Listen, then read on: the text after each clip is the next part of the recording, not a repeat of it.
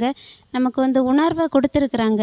எப்படி வாழணும், எதை செய்யணும், எதை செய்யக்கூடாது அப்படிங்கிற ஒரு உணர்த்தி நடத்துகிறாங்க. அதுதான் பெருசு. சில பேர் வந்து நிறைய தப்பு பண்ணுவாங்க.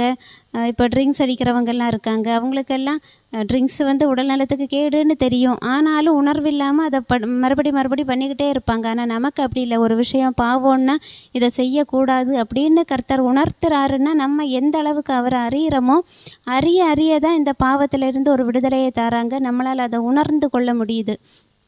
கண்டிப்பாக நான் என்னுடைய விருப்பம் எல்லாருமே ஒரு மரணம் நடக்குதுன்னா அந்த ஜீவன் அவங்க ஒப்பு கொடுத்து போகணும். போதும், நான் உலகத்தில் எல்லாத்தையுமே பார்த்துட்டேன்.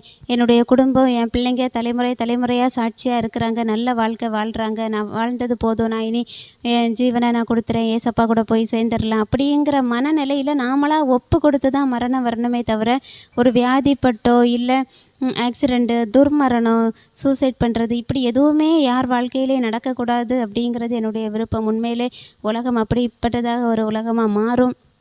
நம்ம ஒவ்வொருத்தரும் சாட்சியாக வாழும்போது நம்மளை சுற்றி உள்ளவங்க நம்மளை பார்த்து மாறுவாங்க. அதுதான் நம்ம மிகப்பெரிய சாட்சியாக இருக்கணும்னு நான் விரும்புகிறது. நம்ம சாட்சியாக மாற நம்மளை சுற்றி இருக்கிறவங்க அந்த மாதிரி மாறுவாங்க. அப்படி மாறும்போது கண்டிப்பாக ஒரு உலகத்தில் ஒரு மிகப்பெரிய மாற்றத்திற்குள்ளாக கொண்டு வர முடியும். அதனால் கர்த்தரை நாம் பற்றி பிடித்து கொள்வோம். எந்த சூழ்நிலையிலையும் விட்டு விடாது இருப்போம். அவரை அறிகிற அறிவில் வளர்ந்து கொண்டே இருப்போம். ஜீவனுக்கு ஏதுவான அந்த வார்த்தைகளை கேட்டு வளரும்போது நம்மளுடைய குடும்பமும் நம்ம சந்ததியும் ஆசீர்வதிக்கப்படும் போது நம்மளை பார்த்து அநேகர் அதை பின்பற்றுவதற்கு வசதியாக இருக்கும். உண்மை